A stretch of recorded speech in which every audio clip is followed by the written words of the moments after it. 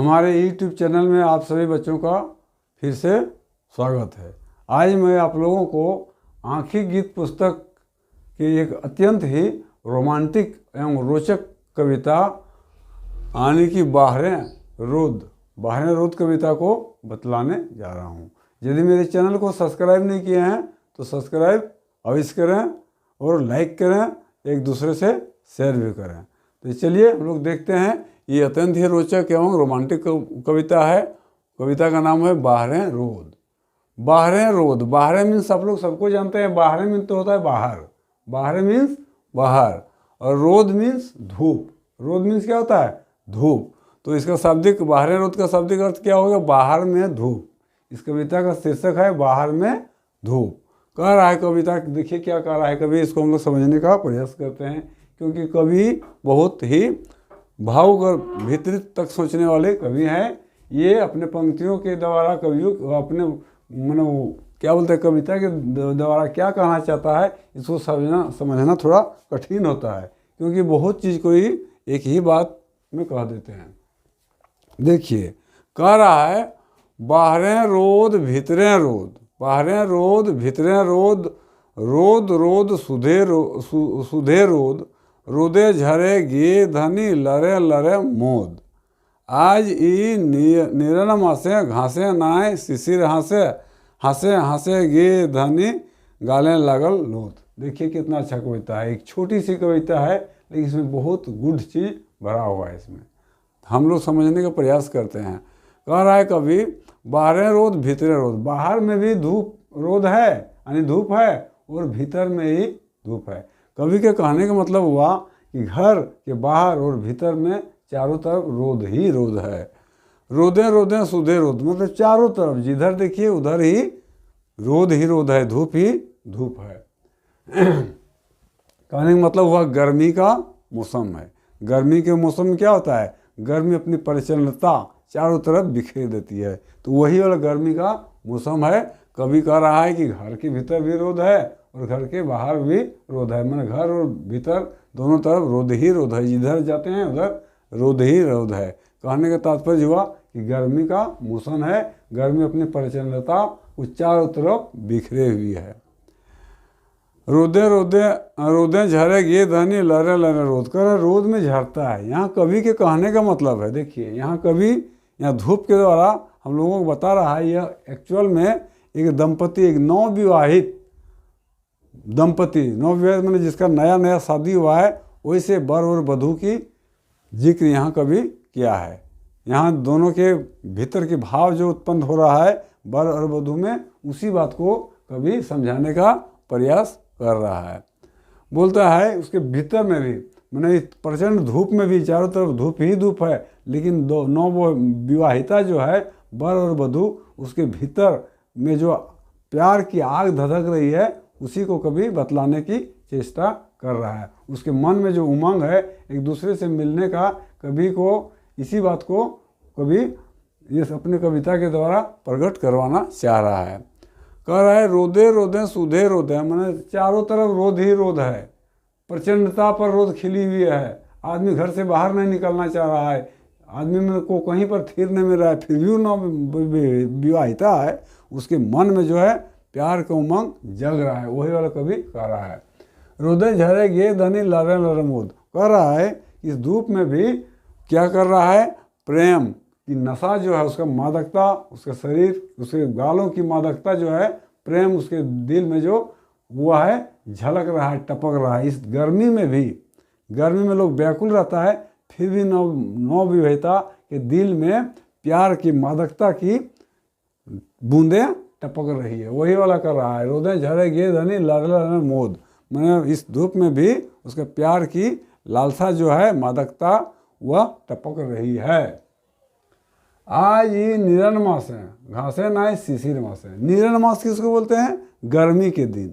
गर्मी के दिन में क्या होता है? सब चीज़ मुरझा जाता है, चारों तरफ धूप ही धूप रहता है। वही वाला कह रहा है आज ये निरन मास है, घासे नाय शिशिर हासे। शिशिर हासे मतलब ओस। हम लोग देखते हैं ठंडा के दिन में जब पानी गिरता है तो पानी के जो बूंद होता है वह घास वगैरह में रह जाता है, जिसको हम लोग ओस बोलते हैं। और जब सूरज की किरण उस पर पड़ती है तो उसमें कितना सुंदर लालिमा निकलती है। कहने का तात्पर्य हुआ कि गर्मी का मौसम है, घासे ना शिशिर हंसे, मतलब हंस नहीं रहा है शिशिर, मतलब बूंद जो है वो उसका इस गर्मी में नहीं दिखाई पड़ रहा है। इतना गर्मी है कि वो सब सूख गया है, वही वाला कह रहा है। घासे ना शिशिर हंसे, मैंने जो शिशिर मतलब ओस जो है घास में झलक नहीं रही है, मैंने दिखाई नहीं दे रही है। कवि के कहने का तात्पर्य हुआ कि सबका मन प्यास क्या बोलते हैं गर्मी से व्याकुल है, लेकिन फिर भी नवविवाहिता दंपति जो है उसके भीतर में खुशी का उमंग जग रहा है। कभी यही वाला कह रहा है। घासे नाय शिशिर हंसे, हंसे हंसे गे धनी गालें लगल लोथ। कभी कह रहा है उसका शरीर, उसका गालों से जो मादकता निकल रही है, चमक रही है। मादकता किसको बोलते हैं? नवविवाहिता के गाल किस तरह का सजाया हुआ रहता है, उसके प्यार के कारण उसका लावण्यता चरम सीमा पर पहुंच जाती है, उसका सौंदर्य बहुत बढ़ जाता है, मानो कि फूल की तरह वह हंस रही है। वही वाला कर रहा है, हंसे हंसे गे धनी गालें लगल लोथ। उसका गले में, उसका गला में एकदम लालिमा छाई हुई है। कवि के कहने का तात्पर्य यह है कि जो दंपति है दोनों मिलन के लिए व्याकुल है। यही इस कहानी का मेन अर्थ है। इसमें से कुछ कठिन शब्द है जिसको मैं लिख देता हूँ। रोदे बाहरें रोद, रोद मैंने तो समझ गए धूप, रोद मीन्स धूप। भीतरे रोद, रोदे रोदे सूधे, सूधे मीन्स लिख सकते हैं। सूधे मैंने सिर्फ होता है, सूधे मीन्स सिर्फ।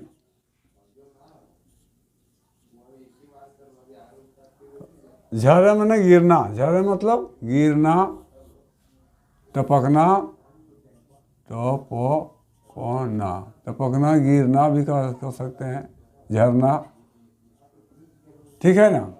लरे लरे मैंने लरे लरे मोद, मैंने रग रग पर, लरे लरे मैंने रग रग पर, रग रग पर, मैंने जो वो है नवविवाहिता उसके रग रग में प्यार झलक रहा है। मोद नशा जो है वह चू रहा है, मतलब उसको प्यार की इजहार करने के लिए वह मानो कि उसके शरीर से मोद का नशा टपक रहा है। नीरन, नीरन माने लिख सकते हैं, नीरन माने गर्मी का दिन, गर्मी का दिन। गर्मी के दिन को हम लोग क्या बोलते हैं? नीरन मास बोलते हैं। मास मैंने समझ में करते हैं, मास मैंने महीना, मास मीन्स महीना।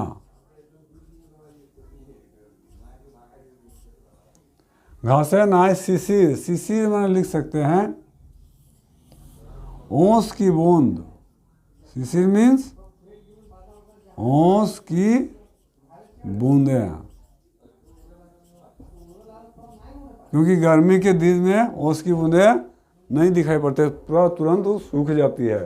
गालें लगल लोथ, लोथ मतलब होता है गाल की लालिमा, गाल की लालिमा, यानी गाल में क्रीम पाउडर वगैरह लगाने से जो गाल में चमकता रौनकता आ जाता है, सौंदर्यता बढ़ जाता है, उसी को बोलते हैं लोथ। एक तरह से उसको हम लोग क्रीम पाउडर भी बोल सकते हैं, क्रीम पाउडर, ठीक है। उसको लगाने से उसका गाल क्या हो जाता है, उसमें रौनकता आ जाता है। यदि वीडियो अच्छा लगा तो सब्सक्राइब जरूर कीजिएगा। और एक कविता हम लोग देखते हैं जो कि ये 29वां कविता था। अब 30वां कविता को हम लोग भी देख लेते हैं। 30वां कविता है तोर ऐसन धन के, तोर ऐसन धन के। तोर मीन्स क्या होता है? तुम्हारे, और ऐसन मीन्स तुम्हारे जैसा। धन के मतलब क्या? मैंने कभी कह रहा है कि तुम्हारे जैसा धन क्या, तुम्हारे जैसा धन क्या। इसमें हम लोग दो सेंस से कवि के दो तरह से हम लोग इसको पकड़ सकते हैं। एक तो कीमती धन को उदाहरण लेके हम लोग कविता को समझ सकते हैं, और दूसरी कभी किसी प्रियतमा के ख्याल को लेके भी कवि इसमें अपना कविता में उसको भी दर्शाना चाह रहा है। चलिए हम लोग देखते हैं दोनों को धीरे धीरे। कह रहा है तोर ऐसन धन के चिन्ह में पारली है। कवि कह रहा है तुम्हारा ऐसा धन संपत्ति को हम पहचान नहीं सकें, तुम्हारे ऐसा कीमती बेश धन, धन मतलब क्या, संपत्ति, तोर ऐसा धन के चिन्ह में पारली है। कह रहा है कवि कह रहा है कि तुम्हारे जैसे कीमती चीज़ को, कीमती वस्तु को भी, मूल्यवान वस्तु को भी मैं पहचान नहीं सका। इसको हम लोग ऐसे भी कर सकते हैं कि कभी अपनी प्रियतमा को पहले जैसे कि उसको प्यार हुआ था उसको पहचान नहीं पा रहा है, मैंने पहचान नहीं सका था, उसको भीतरी दिल तक को भाप नहीं पाया था, वही वाला वो पश्चाताप भी कर रहा है। तो जैसे हम लोग सेंस को बैठेंगे वैसे बैठ रहा है। तोर ऐसा धन के जिन्हें चिन्ह न पारली है, तुम्हारे जैसा कीमती चीज़ की को हम पहचान नहीं सकें, या तुम्हारे जैसा कीमती वस्तु को हम पहचान नहीं सकें, उसका वैल्यू नहीं दिए। तटें अकाई छोड़ के नौका दिली बहाए। तटें मतलब होता है किनारे, कि तुमको तट पर अकेले छोड़ दिया और मैं बहुत आगे बढ़ गया। तुम्हारे से चीज़, कीमती चीज़ को मैं अकेले छोड़ दिया और मैं नाव में बहुत आगे बढ़ गया। तटें अकाई छोड़ के नौका दिली बहाए, तुमको छोड़ दिए तट पर ही, किनारे पर ही, और नौका को एकदम आगे बढ़ा दिए। मतलब तुमको नौका क्या काम करता है, नौका किसी भी चीज़ को इस पार से उस पार करता है, यानी सहायता करता है, लेकिन उसी नौका को क्या क्या बहा दिया है। कभी कह रहा है कि उस चीज़ को बहा दिए हैं, तुमको पहचान नहीं सकें, तुम कितना कीमती चीज़ था उसको हम पहचान नहीं सकें। तटें अकाई छोड़ के नौका दिलवाए, तुमको तट पर किनारे पर अकेले ही छोड़ दिए और उस नाव को बहा दिए। इसको हम लोग ऐसे भी कर सकते हैं कि कभी जब उसके प्रियतम को भूल गए थे और दूसरे के साथ उसको प्रेम हो जाता है तो पहले वाला पत्नी चाहे प्रेमिका का याद होता है और कवि के मन में पश्चाताप होने लगता है कि तुमको मैं पहचान नहीं सके और तुमको अकेले में छोड़ दिए। ठीक है, आगे फिर हम देखते हैं। तटे का छोड़ के नौका दिली बहाए, एखन ई दूर देशे पाइके नूतन संग। कह रहा है कवि कि अभी दूर देश से मैं बहुत आगे बढ़ गया, मैं बहुत आगे बढ़ गया और नूतन संग, नया संग नहीं, मैंने दूसरा प्रेमिका पाके तुमको भूल गए हैं, दूसरा प्रेमिका को पाके मैं तुमको भूल गया है। वही वाला कह रहा है एखन ही दूर देश है पाइके नूतन संग, अभी मैं दूसरा साथी, दूसरा प्रेमिका को पाके तुमको भूल गए हैं, तुमको पहचान नहीं सके कि तुम में कितना गुण था। कह रहा ही भूलक चेष्टा, और मैं तुमको भूलने की चेष्टा कर रहा हूँ, क्योंकि कोई भी चीज़ से जिस आदमी को प्यार हो जाता है, चाहे जो भी चीज़ रहे, और वो किसी तरह कारणवश खो जाता है तो उसको भुलाना बड़ा मुश्किल होता है। उसको किसी तरह भुलाने की चेष्टा कभी कर रहा है। वही वाला कर रहा है पाइके नूतन संग संगी, पाइके नूतन संग कर ही भूलक चेष्टा, तुमको भूलने की मैं चेष्टा कर रहा हूँ क्योंकि मुझे नया संगिनी मिल गई है, नया प्रेमिका मिल गई है। सिरंती बिछा का डंक मेटवे कैसे प्यास, सिरंती बिछा का डंक मेटवे कैसे प्यास, सुधी वो गुण गाय। सिरंती होता है एगो बिच्छू, बिच्छू है जो डंक मारती है तो बेजोड़ दर्द करती है, मैंने बहुत जहरीली टाइप की बिच्छू है। ऐसे तो सांप, जहरीला सांप वगैरह भी करता है तो लोग उतना चिल्लाता नहीं, लेकिन बिच्छू जब डंक मार देता है तो उसको माँ बाप का याद हो जाता है, नानी रोने लगता है। कहने का तात्पर्य हुआ कि सांप के काटने से भी जहर तो बहुत ज़्यादा लगता है, मर भी जाता है आदमी, लेकिन उतना वेदना युक्त नहीं होता है जितना कि एक बिच्छू के काटने से। बिच्छू के काटने से आदमी का हाल बेहाल हो जाता है, वो रोने धोने लगता है।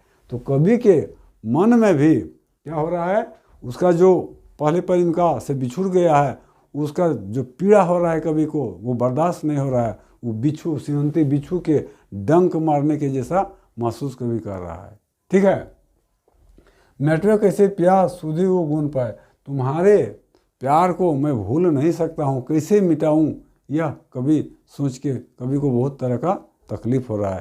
कहने का तात्पर्य हुआ कवि को बहुत पश्चाताप हो रहा है, अपने धन को कहो या प्रेमिका को कहो, दूसरे प्रेमिका के पाने के कारण पहले प्रेमिका के याद को भूला नहीं पा रहा है। इस कवि का कहने का तात्पर्य इस कविता में यही था। आज इतना ही रहेगा। जय हिंद।